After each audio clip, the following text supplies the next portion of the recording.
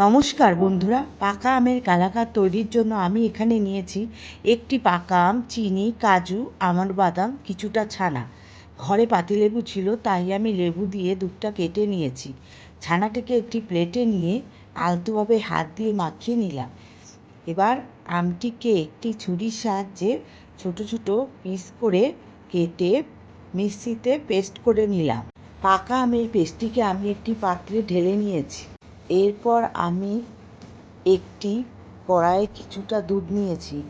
দুধটি ফুটে এলে আমি এতে আমুল পাউডার দুধ একটু একটু করে ঢেলে ভালোভাবে হাতার সাহায্যে মিশিয়ে নিলাম। কিছুক্ষণ নাড়ানোর পর ওই দুধে দুটি এলাচ দিয়ে দিলাম।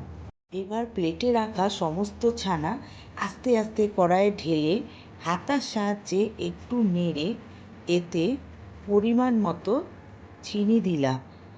কিছুক্ষণ নাড়ানোর পর এটি যখন ঘন হয়ে জমাট হয়ে আসবে, তখন এতে পাকা আমের পেস্টটি দিয়ে আবার কিছুক্ষণ নাড়ানোর পর গ্যাসের ওভেনটি বন্ধ করে দিলাম। এটি ঠান্ডা হলে আমি যে পাত্রে এটি ঢালবো সেই পাত্রটিকে হাতের সাহায্যে একটু রিফাইন তেল মাখিয়ে এর মধ্যে বাটার পেপার দিয়ে সমস্ত ছানার মিশ্রণটিকে ঢেলে দিলাম।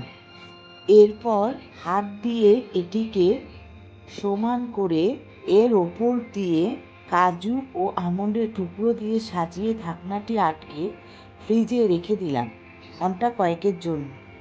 তারপর ঘন্টা কয়েক বাদে ফ্রিজ থেকে বার করে একটি বড় প্লেটে নিয়ে ছুরির সাহায্যে পিস পিস করে কেটে সাজিয়ে নিলাম পরিবেশনের জন্য। ভালো থাকবেন, সুস্থ থাকবেন। ভিডিওটি যদি ভালো লেগে থাকে লাইক ও সাবস্ক্রাইব করে পাশে থাকবেন।